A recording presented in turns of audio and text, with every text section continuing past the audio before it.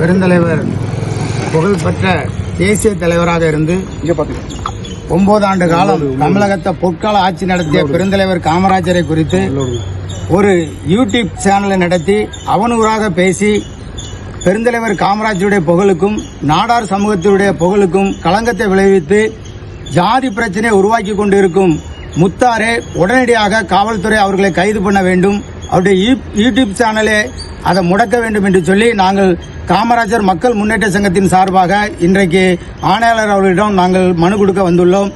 அதுபோக இன்னும் இந்த சௌத்ரி தேவருங்கிற ஒருவர், அதாவது எல்லா சமூக மக்களுமே இன்னைக்கு ஒரு ஐக்கியமாக வாழ்ந்து கொண்டிருக்கிறார்கள், இதுதான் சாக்கு என்று சொல்லி இன்றைக்கு யூடியூப்ல அவர்கள் செய்த தவறை ஊக்குவித்து கொண்டு வருகிறார்கள்.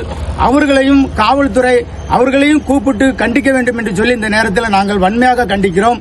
அவர்கள் என்றுச்சுன்னா ஒரு பெரிய மனிதராக இருந்து கொண்டு ஒரு சமுதாயத்தின் போர்வையில் இருந்து கொண்டு இன்றைக்கு நாடார் சமூகத்தை குறித்து அவனூறாக பேசி பெருந்தலைவர் காமராஜருடைய புகழை களங்க விளைவிக்க வேண்டும் என்ற ஒரே நோக்கத்தோடு அவர்கள் இன்றைக்கு செயல்பட்டு கொண்டிருக்கிறார்கள்.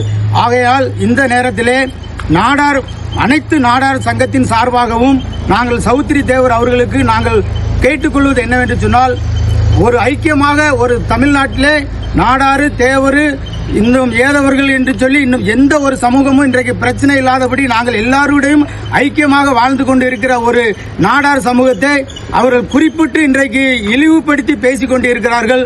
இன்றைக்கு நாடார்கள் உழைப்பால் தான் உயர்ந்திருக்கிறார்கள், யாருடைய பணத்தையும் சுரண்டவில்லை. ஆனால் அவர்கள் உண்மைக்கு புறம்பாக யாரோ ஒருத்தர் சும்மா நான் கூட இன்னைக்கு ஒருத்தரை தப்பா எழுதலாம், ஆனா மரித்தவர்களை குறித்து இறந்தவர்களை குறித்து தலைவர்களை குறித்து தவறாக சித்தரிப்பதே ஒரு மிகப்பெரிய தவறு.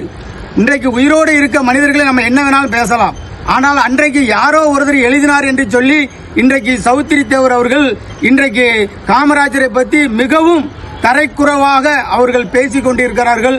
இந்த நேரத்தில் நாங்கள் அவர்களுக்கு சொல்லிக் கொள்வது என்னவென்று சொன்னால், நீங்கள் இதோடு இதை நிறுத்திக் கொள்ள இல்லை என்று சொன்னால் உங்களுக்கு எதிராகவும் நாங்கள் போராட்டத்தில் இறங்க வேண்டியது இருக்கும். ஆகையால் நாங்கள் அப்படிப்பட்ட சூழ்நிலைக்கு போக வேண்டாம் என்று நினைக்கிறோம்.